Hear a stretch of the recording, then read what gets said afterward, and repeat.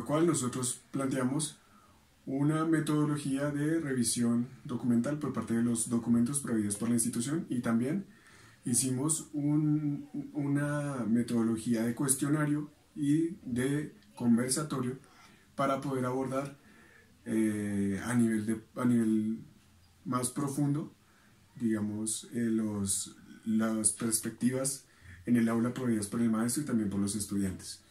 Entonces, nosotros con nuestro trabajo de investigación deseamos esclarecer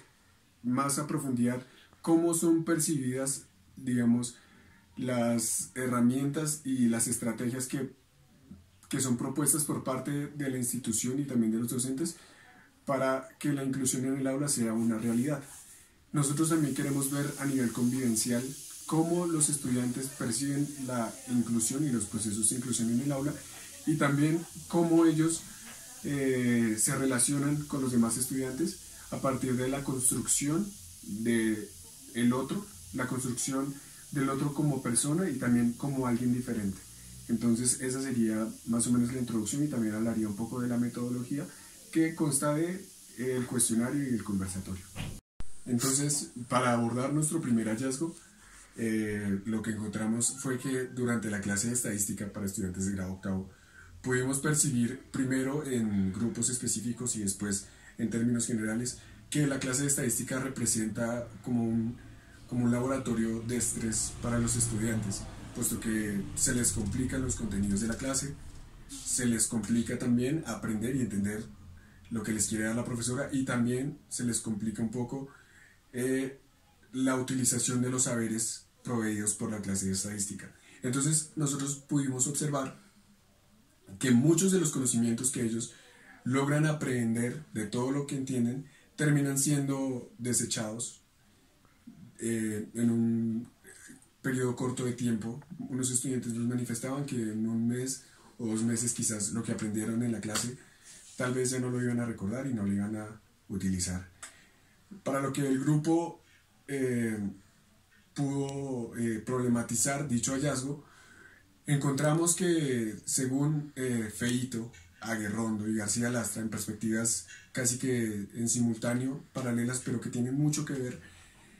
encontramos que la educación actual debe obedecer a un nuevo paradigma, y este paradigma también consta en gran parte de la reestructuración y flexibilización de los contenidos de la clase. Como por ejemplo en la clase de estadística, tenemos que hacer que los contenidos estén orientados hacia un aprendizaje y hacia unos procesos de aprendizaje, lo cual es una preocupación didáctica. Dichas preocupaciones tienen que orientar el papel de los estudiantes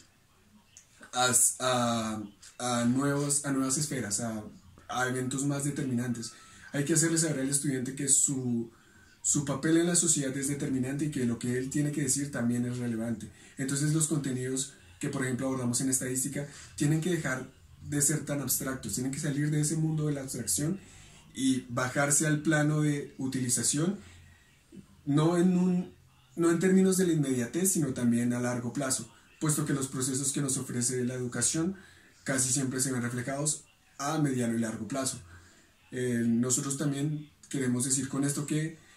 la clase de estadística proveída por la profesora tiene varias falencias, pero tal vez la más importante que nosotros resaltamos es que los contenidos de la clase de estadística no están orientados a un aprendizaje inclusivo. Para el tercer hallazgo, después de indagar sobre la inclusión educativa, se hizo notar por parte de los estudiantes y profesores que ésta no cuenta con las instalaciones requeridas para estudiantes con necesidades especiales. Para la valorización, entonces nosotros lo que hicimos fue preguntar a los profesores y a los estudiantes que cómo se sentían en ese establecimiento. Ellos decían que bien, pero que si hubiera una persona discapacitada, esta persona no podría subir las escaleras, puesto que no hay ni un ascensor, o sea, no tiene manera de llegar al segundo piso, porque el único medio para llegar al segundo piso son las escaleras. Entonces nos dimos cuenta que pues la escuela no está apta para personas con discapacidades, pero fuera de eso también nos dimos cuenta que el establecimiento está en muy buen estado, porque como son las paredes, las sillas, las mesas y los baños están muy bien, no tienen ningún problema, no están dañados ni deteriorados. Para el hallazgo número 2 abordamos los autores Castillo y Gamboa y el discurso del Ministerio de Educación, puesto que para el Ministerio de Educación una instalación accesible es fundamental para propiciar una educación de calidad y inclusiva, sobre todo, inclusiva. Y a la luz de Castillo y Gamboa revisamos que para la escuela moderna una preocupación importante es la accesibilidad y el desarrollo del niño con el ambiente. Durante las intervenciones por preguntas sencillas que se le hicieron a diferentes estudiantes de varios grados, nosotros logramos encontrar que los grupos que se forman son de manera autónoma, pero esto genera clasificaciones, ya que se dice que los más inteligentes se hacen a este costado de la profesora. Las personas que son chismosas siempre se sientan al lado de la profesora, los vagos se hacen en los puestos de atrás y las personas que están a los laterales entonces son las personas populares o las que de vez en cuando participan o pues no participan.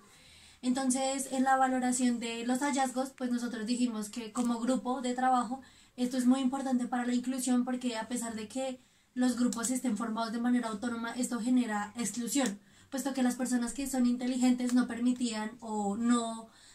que no les gustaba trabajar con las personas que eran vagas porque decían que retardaban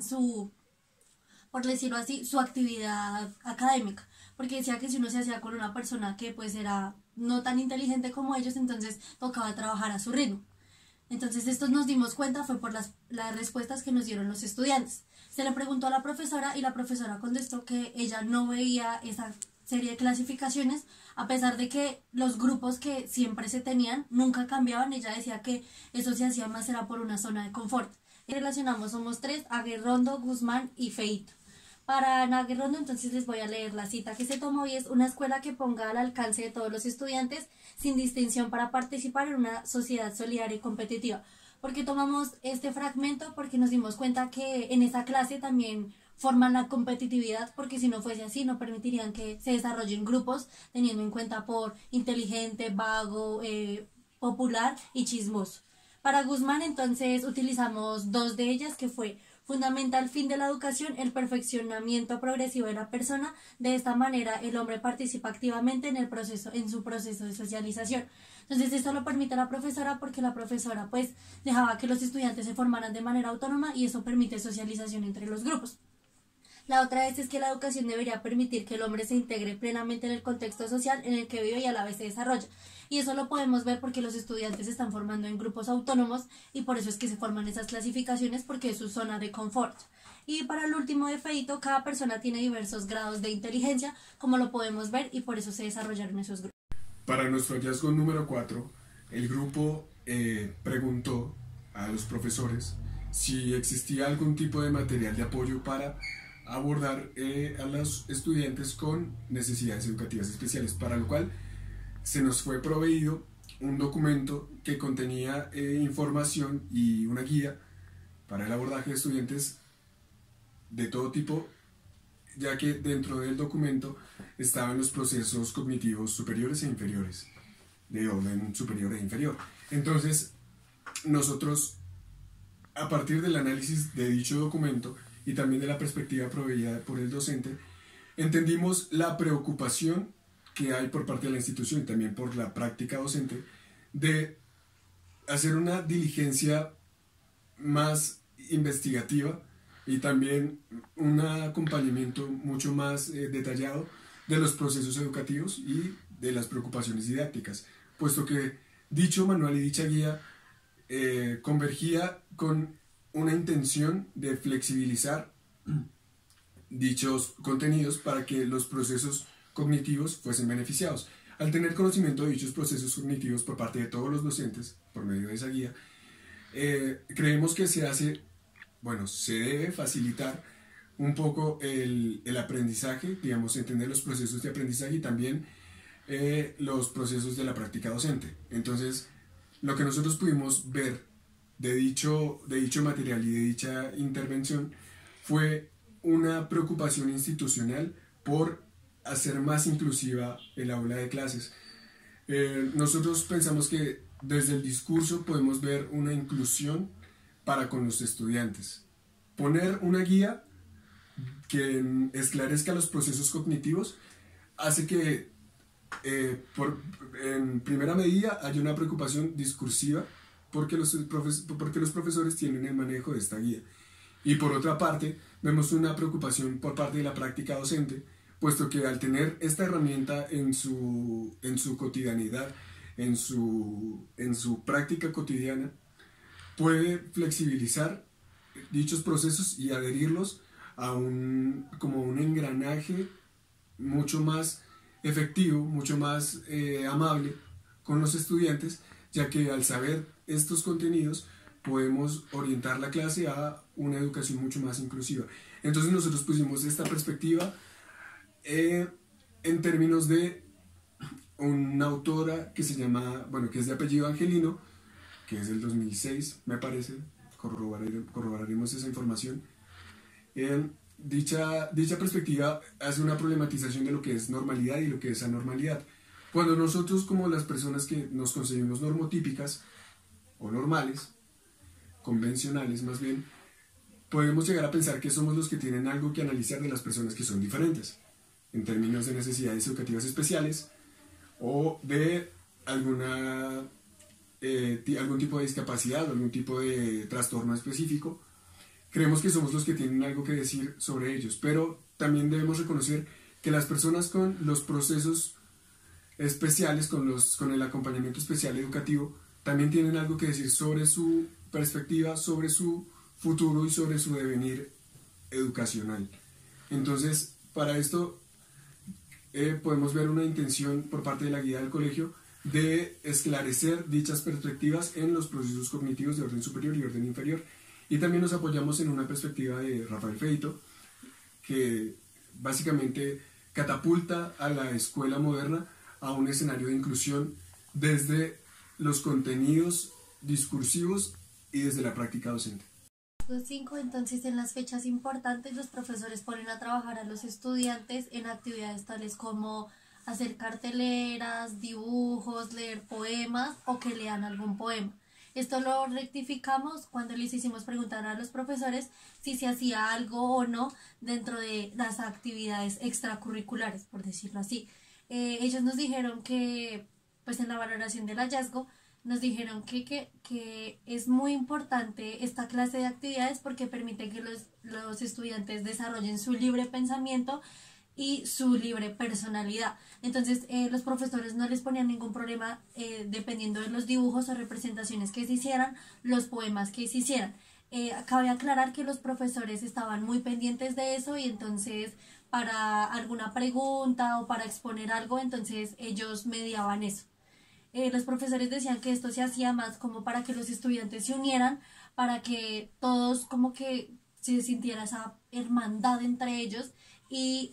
no hubieran burlas. En caso de que a alguien le disgustara lo dicho por algún compañero, el profesor lo detenía y le decía, ojo compañero, debes tomar eso más como algo que le aporte al estudiante, que sea positivo y no negativo.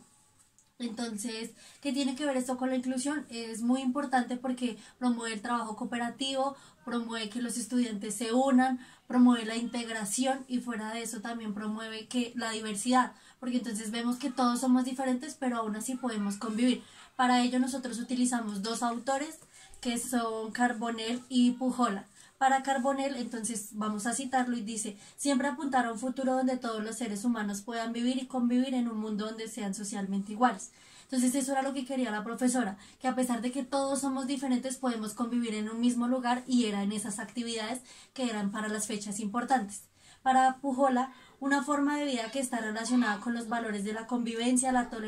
toleración y la cooperación. Entonces esas actividades eran de tolerancia, de trabajo en equipo, también de forma autónoma.